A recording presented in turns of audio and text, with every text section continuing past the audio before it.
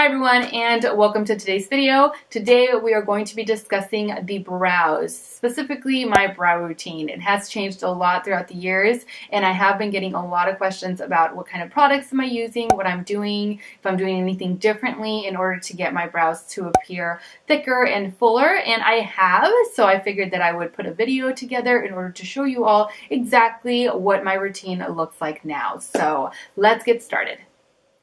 Okay, so as you can see, my brow hairs are very fine and I have a lot of sparsing just all throughout the brow. So the first thing that I do is I grab a brow gel. It can be any brow gel. The one that I'm currently using is the Chella Eyebrow Defining Gel. So I just take that and I'm going to brush my brow hairs upward. And this is just going to allow the brow hairs to look a lot fuller.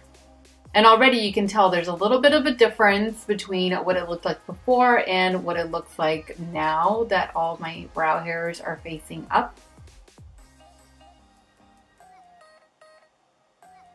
Okay, now that I have the brow gel on the brow, I'm just going to allow it to dry up a little bit before I go in with a brow pencil. I find that if I jump in with a brow pencil too quickly, then the brows continue to move around and I don't want them to move around any further. I want them to look nice and fluffy, and so I'm going to just wait for it to dry and I will be right back in order to finish it up.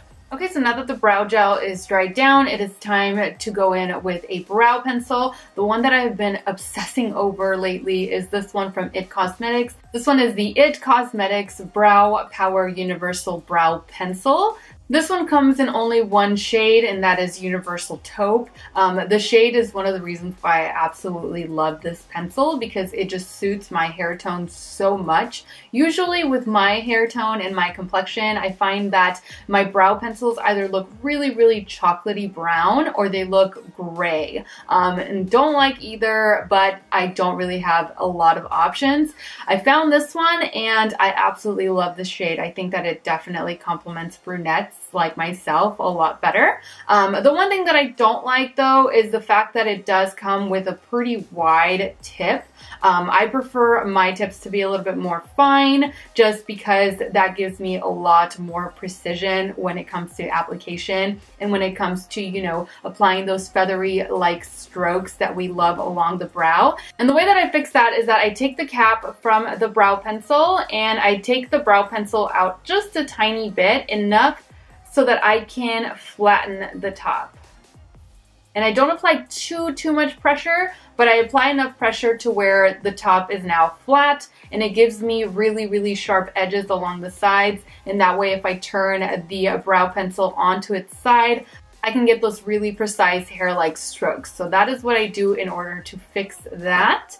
The way that I started off is I always started off at the front of the brow and then work my way toward the back. But I work my way toward the back along the bottom first and then I fill in the top. So I'm just going to start here along the front of the brow, and I'm using the side of the pencil after flattening it in order to create those hair-like strokes. And then I'm going to tilt my head a little bit and then I'm going to start along the bottom on my way back. I like a more flatter brow or flat brow. I don't really like a huge arch. And so I'm just going to follow a line here. The line that I've kind of created, because as you can see, I've got a lot of sparseness here along the bottom that I have to fill in. And then I just curve it a little at the end. I don't like my brow to look too straight going back. I do want that curve along the end. So I just curve it slightly and bring it down. And then I continue along the front with more hair-like strokes. If I find that the pencil is getting a little bit too round along the tip, then I just go back with my cap, flatten it just a tad, and then continue on. I find that if I'm very light-handed with my brow pencils and I don't apply a very defined brow, then it looks a lot thicker, or I can get it to look a lot thicker. So now that I'm done defining along the bottom, that is when I go ahead and I fill in any more sparse areas on my way to the top. And the further up I go, the lighter my hand becomes. But that's just personal preference. I don't like my brow to look too incredibly defined along the top. And I always follow the direction in which I faced my brow hairs when I was applying the brow gel. So these are going up, so I'm following them up this way.